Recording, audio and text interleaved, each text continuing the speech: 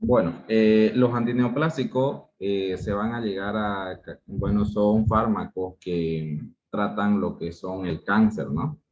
Bueno, bien dicho o mal dicho, cáncer todos entendemos, ¿no? Que es una masa anormal del tejido. Se produce porque las células están constituidas, ¿no? Las células que están en el cuerpo, las células de nuestros órganos, se van a multiplicar a un ritmo superior a lo normal, ¿ya? Y obviamente estas van a estar codificadas genéticamente con otra información, haciendo teniendo otro aspecto, teniendo otra función, ¿no? De las cuales vamos a ver. Antes se decía que cáncer englobaba todo, ¿ya? Ahora se cree que ya no es cáncer como tal, ¿no? Sino que es una neoplasia benigna o maligna. Saliendo de esta clasificación, vamos a tener diferentes tratamientos, ya va a depender de la clasificación, si es una neoplasia benigna, una neoplasia maligna. Cuando nos referimos a una neoplasia benigna, generalmente nos estamos refiriendo a un tumor, ¿ya? ¿Por qué? Porque este tumor va a tener bordes delimitados, va a tener consistencia dura, va a tener una región, ¿no? Va a ser localizado. A diferencia del tumor maligno, que más que todo esto ya va a estar diseminado, ¿ya? Entonces, según estas características de la clasificación de las neoplasias, ¿ya? Vamos a clasificarlo según esta manera y vamos a tener los tratamientos. ¿Por qué? Porque hay fármacos que son quimioterapéuticos, citotóxicos, y estos van a tener mecanismos de acción eh, único para combatir a las bacterias directamente, cosa que algunos de los quimioterapéuticos o los citotóxicos llegan a combatir también eh, las células de nuestro cuerpo, ¿ya? Entonces, siempre hay que saber cuál es la clasificación de la neoplasia que estamos viendo, ¿ya? Aquí vamos a tener como tal una ilustración. ¿Ya? Esta es una célula normal. Cuando hay una neoplasia, hay una codificación genética, ¿no? Donde la neoplasia ya aumenta su tamaño. Aparte de aumentar su tamaño, va a llegar a aumentar los números de las células, ¿no? O sea, cambian, ¿no? Esa es una neoplasia. Después, cuando ya es una displasia, es porque estas células ya están codificadas genéticamente, ya están anormales y de las cuales van a empezar a aumentar su cantidad de células y además de esta multiplicación van a tener una diseminación, ¿ya? Que aquí vamos a tener ya esa diseminación de la célula, de los cuales son por tres principales categorías de los genes implicados en el desarrollo del cáncer. ¿Cuáles son esos? Los oncogen, que estos oncogen suelen ser eh, más, ¿cómo le puedo decir? Más fuerte, más dominante, ¿ya? A la hora de hacer que esta célula cambie su información genética, ¿no? Que este va a tener un mecanismo de ganancia de función. La otra sería, la otra categoría, genes supresores, ¿no? Que esta es pérdida de la función, lo cual aquí, esta categoría, que es genes supresores, suele ser más recesivo, ¿ya? Entonces, el oncogen y los genes supresores deben ser combatidos juntos, ¿ya? ¿Por qué? Porque si este está recesivo, este se puede volver dominante, ¿no? Así es que esta multiplicación o crecimiento celular anómalo y continuado va a tener la capacidad de invasión y así la destrucción de otros tejidos, ¿ya? Por eso es que el cáncer es invasivo. Entonces, por eso es que el cáncer tiene estadio, ¿no? En los estadios más tempranos, obviamente, se puede combatir con menores dosis de fármacos, con radioterapia, con cirugía, ¿no? El cáncer surge de la acumulación de alteraciones genéticas en una amplia variedad de genes implicados en numerosos procesos biológicos esenciales para la célula. Estas alteraciones pueden ser heredables, que significa que son familiares, ¿no? Entonces, como también adquiridas durante el desarrollo de la vida adulta. El conjunto de todas ellas conduce al desarrollo y la progresión de los tumores, ¿ya? La clasificación, ¿cuáles vamos a tener? La clasificación van a ser, según, hay varios tipos de cáncer, para empezar, ¿ya? Pero estos son los tres principales subtipos, como ser los sarcomas. ¿Por qué son subtipos? Porque estos sarcomas pueden ser, como por ejemplo, los sarcomas de Ewing, ¿no? Después tenemos los sarcomas de células claras, sarcomas sinoviales, ¿no? Después tenemos los sarcomas de los huesos, ¿no? Como por ejemplo, que esto dice, proceden del tejido conectivos como huesos, cartílagos, nervios, vasos sanguíneos, músculos y tejidos, ¿no? Todos esos van a ser sarcomas, ¿ya? Luego tenemos otro subtipo que son los carcinomas.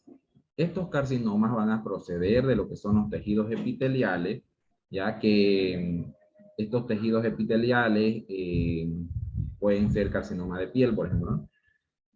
Pues que estas van a estar en la piel, que van a tapizar las cavidades y órganos corporales de los tejidos glandulares de la mama y próstata.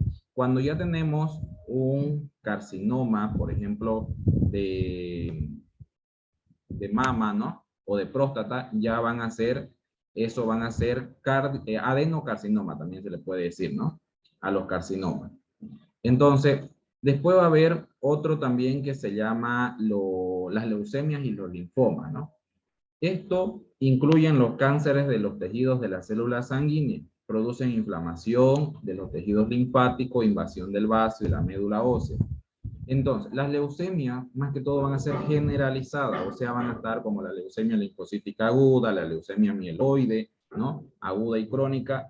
Cuando es aguda es por el tiempo de evolución, ¿no? Y cuando es crónica es porque ya tiene bastante tiempo la evolución de esa enfermedad.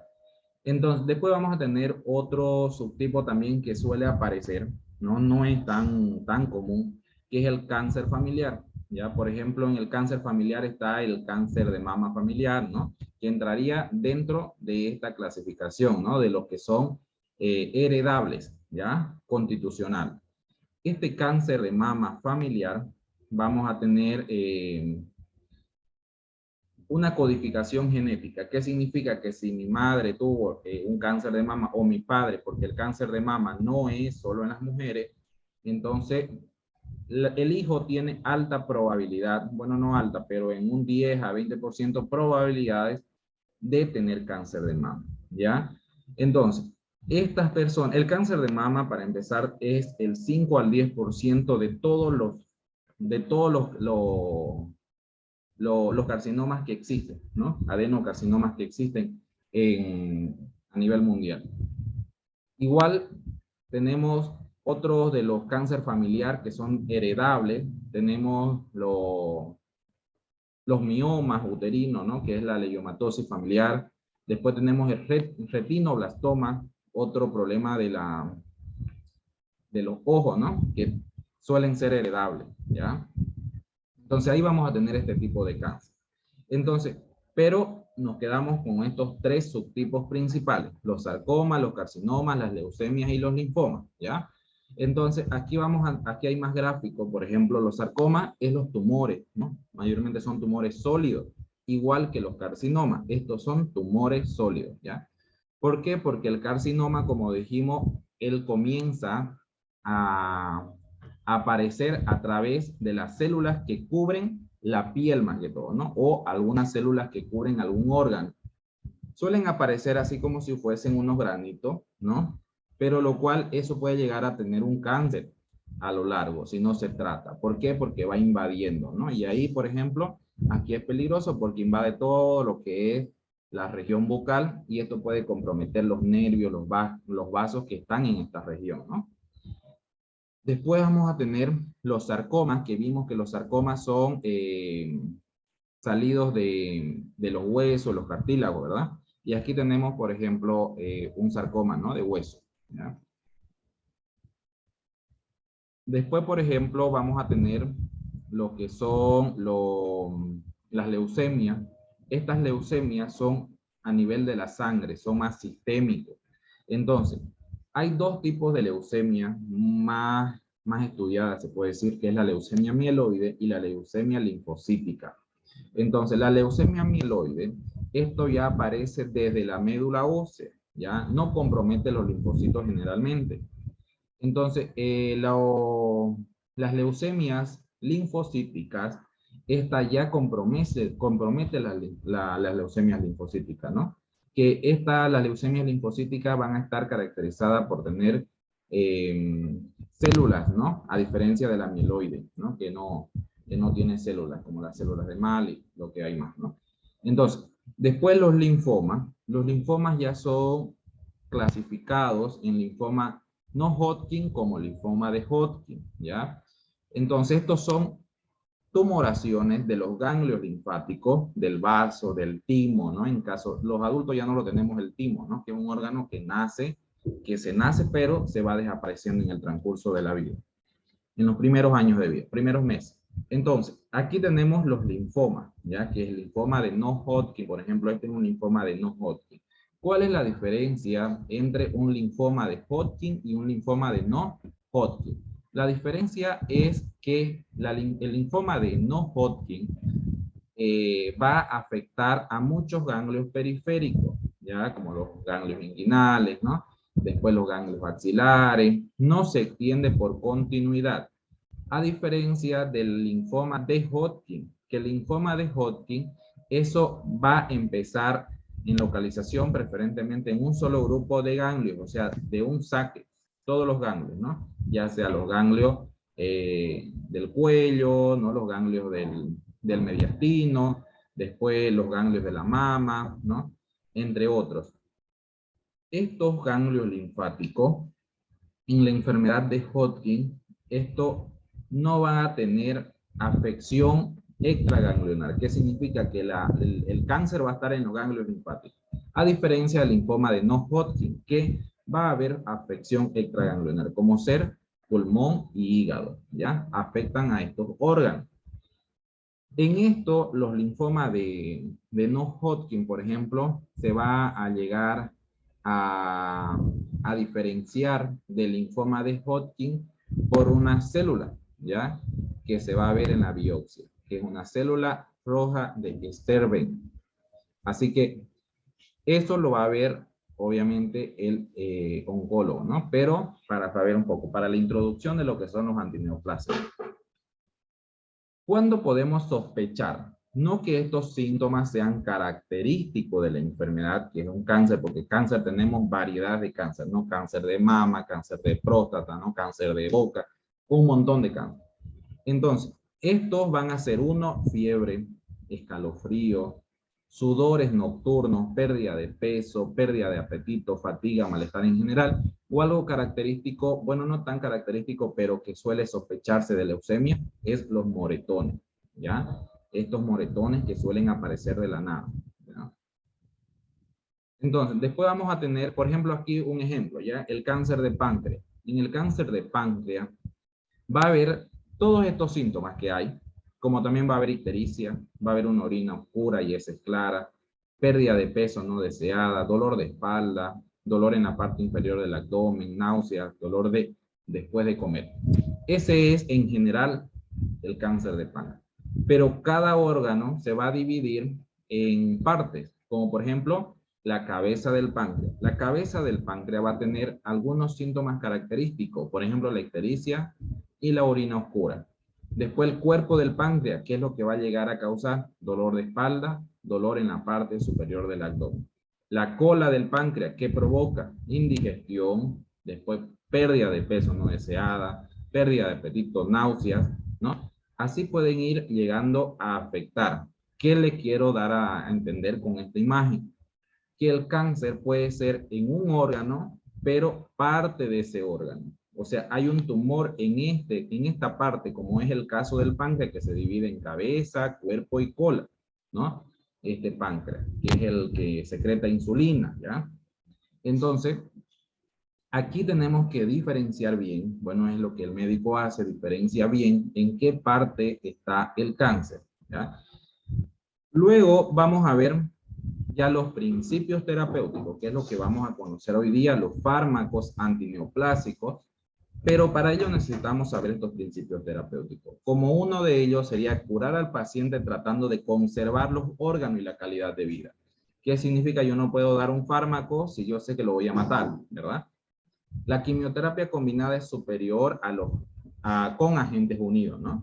Por eso se llama quimioterapia, justamente porque esta quimioterapia es la combinación de varios agentes, ya sea citotóxicos, inmunosupresores, inmunomoduladores. El primer tratamiento de la mejor oportunidad de curación al paciente. La quimioterapia ha demostrado utilidad.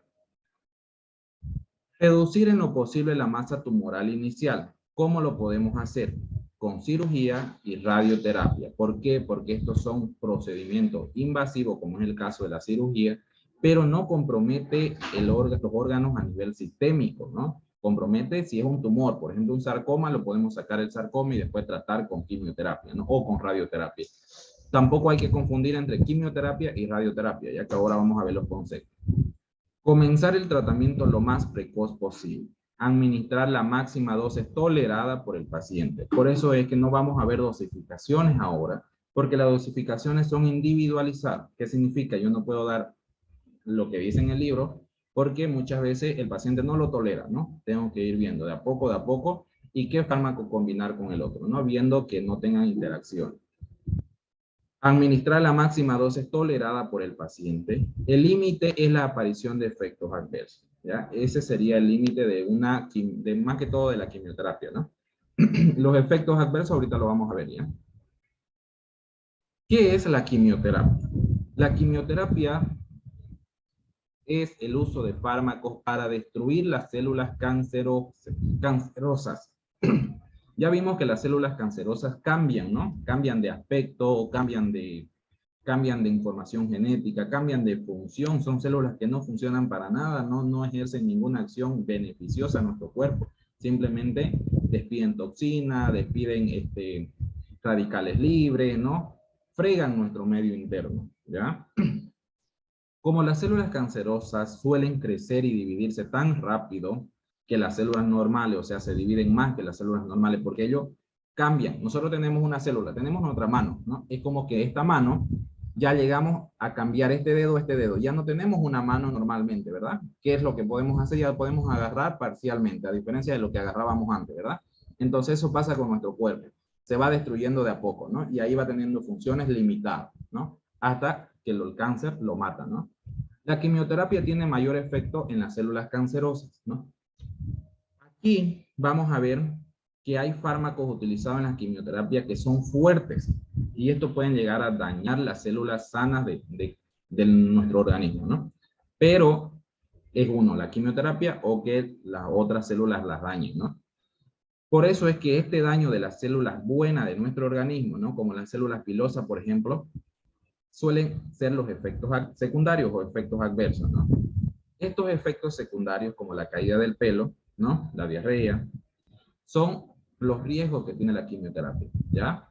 Como ser náuseas, vómitos, diarrea, caída de cabello, ¿no? Muy común. Solo a veces las personas vemos la caída del cabello, ¿no? Pensamos que solo eso es el efecto secundario que tienen las personas con cáncer que están tomando quimioterapia. Pero sin embargo tienen un montón de efectos secundarios, ¿ya? Como ser la pérdida del apetito, por eso es que pierden peso, bajan de peso, ¿no? Y se le ve flaquito, ¿no? Después la fatiga, la fiebre, llagas en la boca, dolor. El dolor es insoportable, ¿ya? En el dolor se van a usar analgésicos como ser los opioides, la morfina, de los cuales no llegan a ser tratados, o sea, no tratan muchas veces, ¿no? ¿Por qué? Porque esa ya llega a tener resistencia a ese medicamento. Por eso es que ya después vamos a tratar con los antidepresivos, que son los coadyuvantes del tratamiento del dolor, ¿no? Como la mitriptilina, después la pregabalina. Usamos esos fármacos para tratar el dolor insoportable que va a tener una persona con cáncer, ¿ya? Entonces, y la fácil aparición de moretones. Eso cuando se está realizando la quimioterapia. Ahora, ¿qué es la radioterapia? A diferencia de la quimioterapia, que es sistémica, la radioterapia va a ser más localizada, ¿ya? Es un tratamiento basado en el empleo de radiaciones ionizantes, partículas o ondas electromagnéticas de alta frecuencia, dirigido a destruir células tumorales, ¿ya? Generalmente cancerígenas, y reducir tumores en la parte del organismo donde se aplique, ¿ya? O sea, localizado. ¿Por qué dice generalmente cancerígeno? Porque hay células que son tumores, pero no son cancerígenas. Por ejemplo, un lipoma, digamos. Un lipoma son células que están creciendo, células que están saliendo, pero estas no llegan a ser invasivas. O sea, provocan un bulto, provocan cierto dolor, pero no son invasivas, ¿no? A eso nos referimos. Hay diferentes tipos de radioterapia, de los cuales eso se usa ya en la especialidad, en la especialidad de la radioterapia, ¿no? Del oncológico. Después, por ejemplo, vamos a ver los antineoplásicos. Los antineoplásicos van a ser utilizados para tratar de forma curativa o de forma paliativa, ¿ya? De los procesos tumorales. Cuando hablamos de curativa es porque se va a erradicar el dolor, se va a erradicar la enfermedad. Cuando hablamos de paliativa es simplemente para que el paciente dure unos años, por ejemplo. Mayormente dura de 1, 2, 3 años. Esa es la forma paliativa, ¿no? Y fármacos, drogas en todo caso, de que calmen el dolor, ¿ya? Se le puede utilizar solo o con tratamiento coadyuvante de la cirugía o radioterapia. Ya cuando se usa coadyuvante se le dice quimioterapia coadyuvante, ya que se puede usar antes o después de estos dos, que es la cirugía o la radioterapia. Bueno, eso sería lo inicial, ¿no? De lo que es los antineoplásicos, ¿ya?